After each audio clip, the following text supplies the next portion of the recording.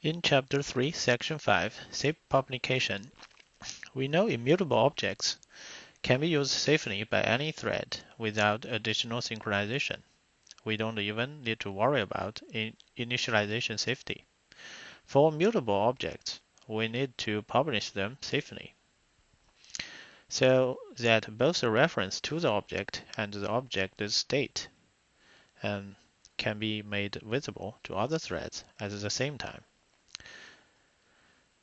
And in order to properly publish an object, we can initialize an object reference from a static initializer. JVM model initialize static fields at the class loading time, so that the initialization safety is guaranteed. We can store a reference to it into a volatile field or atomic reference. Again, JVM model established happens before relationship if we use volatile or atomic reference. And we can store a reference to it into a final field of a properly constructed object. The final field have special favor in the JVM model, and if we use a final field, it is guaranteed to be initialized safely. We can store a reference to it into a field that is properly guarded by a lock. Here we have an example to show us what will happen if we don't publish an object safely. So let's copy the code into Eclipse.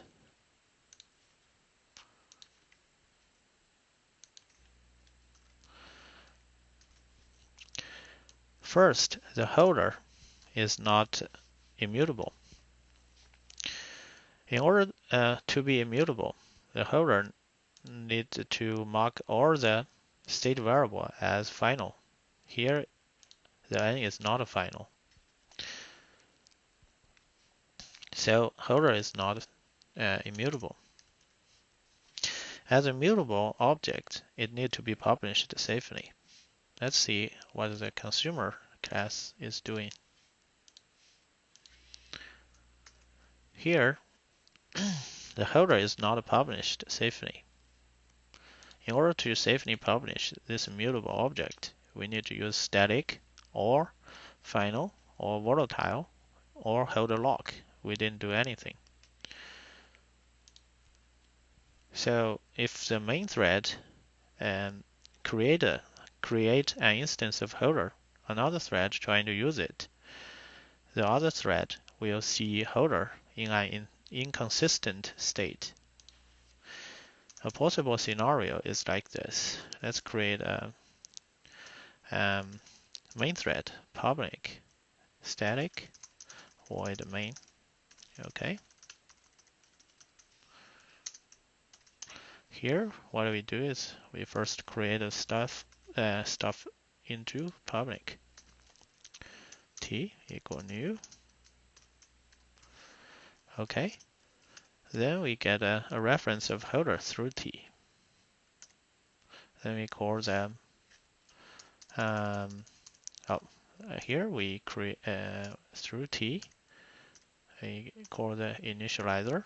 So holder is assigned a reference to a new instance of holder. Then we create a new thread and start it. In the new thread, we try to get a reference of holder.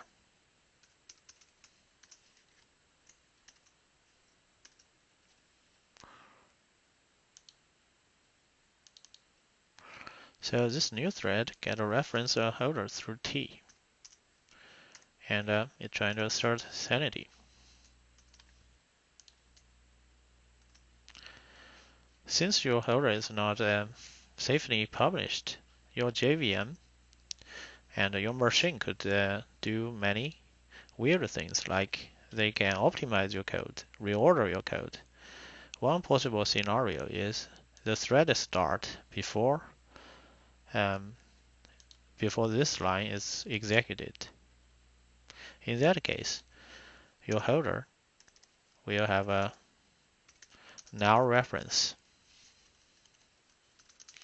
because when you initialize when you construct the stuff info public, the holder get a default value null. A second scenario is you are in the middle, the main thread is in the middle of running initializer, so it's in the middle of running this new keyword. When a JVM trying to create a new instance of holder, what it does, it first executes static initializers, then it runs the instance initializers, which is this line. Finally, it runs the constructor. When the JVM runs this line, the n get a default value 0. So what one scenario could happen is your main thread finished this line, and in the middle of executing this line, and the thread gets the CPU cycle and trying to check the holder. When it checks the holder's n, it saw n's value as 0. It didn't see 42.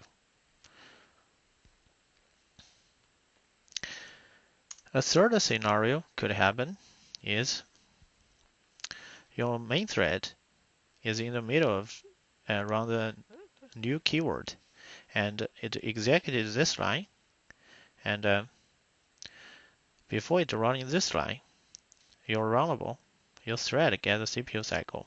It checks the n at this time and first read it as 0. After that, after your thread gets the nth value, your main thread gets a CPU cycle back, and it runs through the constructor, give the n value 42.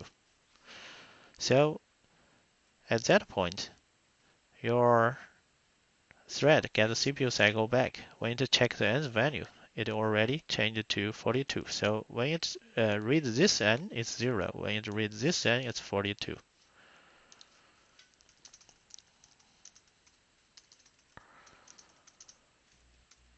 In that case, you will see assertion error.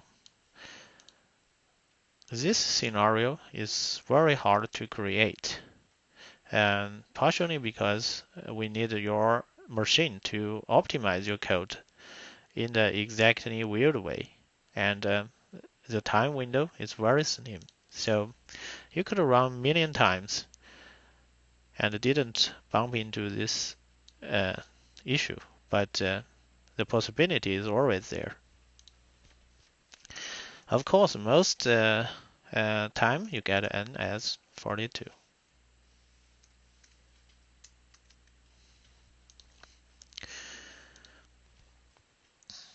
We can run this program. We want to be able to see this assertion arrow. You see, I can run this many times.